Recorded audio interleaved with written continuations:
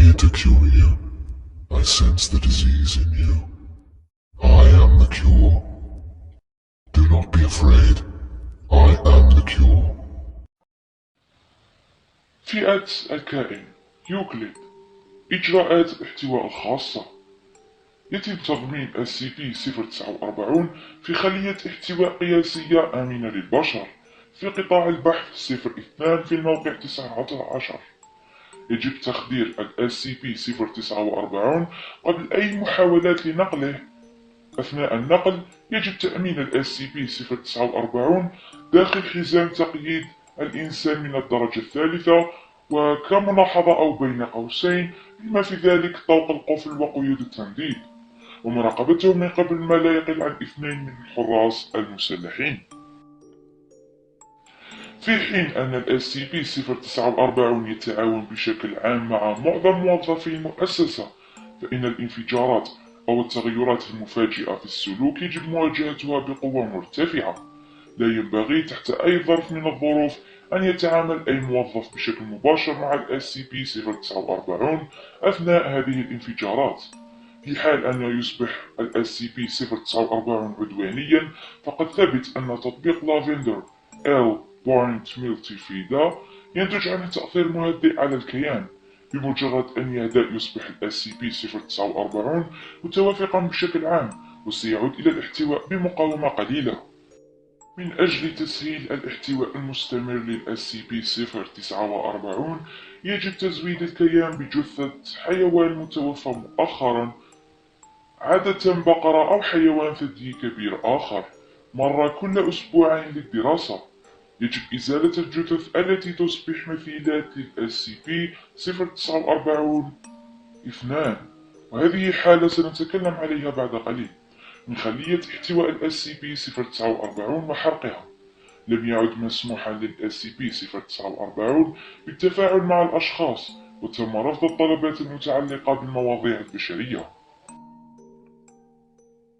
الشيء اللي راح أقوله الحين هو شوية مو معقد، بس راح أقرأه لكم بعدين أشرح لكم. تمام.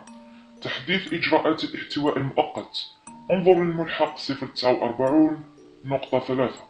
لكل أمر لجنة الاحتواء SCP-049.S19.17.1. لم يعد مسموحا لا بالتفاعل مباشرة مع أي من موظفي المؤسسة، كما لم يتم تزويده بأي جثث إضافية لاستخدامها في جراحتها.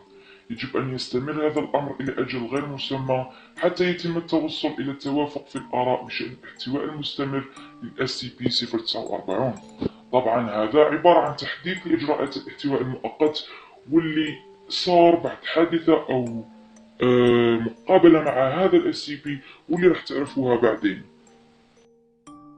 راح ننتقل لوصف ال SCP-049. الوصف: SCP-049 عبارة عن كيان بشري يبلغ ارتفاعه حوالي 1.9 متر، ويحمل مظهر طبيب طاعون من العصور الوسطى. بينما يبدو أن ال SCP-049 يرتدي رداء سميكا وقناعا خزفيا يدل على تلك المهنة. يبدو أن الملابس قد نمت من جسم ال SCP-049 بمرور الوقت، ولا يمكن تمييزها الآن تقريبا عن أي شكل تحتها. تشير الأشعة السينية إلى أنه على الرغم من ذلك، فإن ال SCP-049 لديه هيكل عظمي بشري تحت طبقته الخارجية. ال SCP-049 قادر على التحدث بمجموعة متنوعة من اللغات، على الرغم من أنه يميل إلى تفضيل اللغة الإنجليزية أو الفرنسية في العصور الوسطى. في حين أن ال SCP-049 ودي بشكل عام والتعاون مع موظفي المؤسسة، إلا أنه يمكن أن يصبح غاضبا بشكل خاص أو عدوانيا في بعض الأحيان إذا شعر أنه موجود في وجود ما يطلق عليه الطاعون. على الرغم من أن طبيعة دقيقة لهذا الوباء غير معروفة حاليا لباحثي المؤسسة، إلا أنه يبدو أنها تمثل مصدر قلق كبير لل SCP-049. سيصبح ال SCP-049 بدائيا مع الأفراد الذين تراهم متأثرين بالوباء، وغالبا ما يتعين تقييدهم في حالة مواجهتهم لذلك. إذا ترك دون ردع، سيحاول ال SCP-049 بشكل عام قتل أي فرد من هذا القبيل. SCP-049 قادر على التسبب في توقف جميع الوظائف البيولوجية للكائن من خلال التلامس المباشر مع الجلد. كيف يحدث هذا غير معروف حاليا، وتشريح جثث ضحايا ال SCP-049 كان دائما غير حاسم. أعرب ال SCP-049 عن إحباطه أو ندمه بعد عملية القتل هذه، مشيرا إن أنهم لم يفعلوا شيئا يذكر لقتل الوباء، على الرغم من أنهم سيسعون إعادة إلى إجراء عملية جراحية فجة على الجثة باستخدام الأدوات الموجودة داخل الحقيبة الطبيبة السوداء التي يحملها الشخص في جميع الأوقات، في حين أن هذه العملية الجراحية ليست دائما ناجحة، إلا أنها غالبا ما تؤدي إلى إنشاء الحالات SCP-049-2. مثيلات SCP-049-2 هي جثث معاد إحياؤها تم تشغيلها بواسطة SCP-049. لا يبدو أن هذه الحالات تحتفظ بأي من ذكرياتها السابقة أو وظائفها العقلية، حيث تمتلك فقط المهارات الحركية الأساسية وآليات الاستجابة، في حين أن هذه الحالات غير نشطة بشكل عام وتتحرك قليلا جدا بطريقة متنقلة بشكل عام. يمكن أن تصبح عدوانية للغاية إذا تم استفزازها أو إذا تم توجيهها بواسطة ال SCP-049.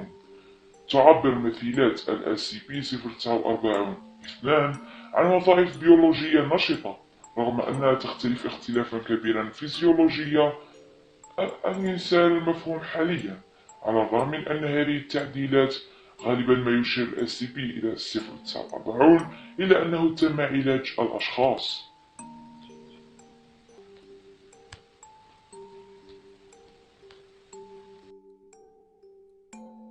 الإضافة 049.1. الاكتشاف. تم اكتشاف SCP-049 أثناء التحقيق في سلسلة من حالات الاختفاء المجهولة في بلدة مونتوبان بجنوب فرنسا.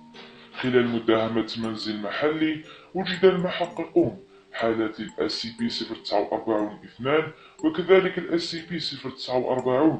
بينما تعامل موظفو إنفاذ القانون مع الحالات العدائية 2049، لاحظ أن ال SCP-049 كان يراقب الاشتباك وتدوين الملاحظات في دفتر يومياته. بعد إرسال جميع حالات 2049، دخلت ال SCP-049 طواعية في عهدة المؤسسة. موضوع ال SCP-049 جدا طويل ومعقد وغامض ويحتوي على الكثير من التفاصيل والألغاز، ما راح أقدر أكملها في فيديو واحد، فإذا تريدوا فيديوهات ثانية نكمل فيها هذا الموضوع أتمنى دعمكم. لا تنسى تضغط زر اللايك والاشتراك، تتابعني على الانستغرام أو صفحة الفيس، وتنضم لمجتمعنا في الديسكورد.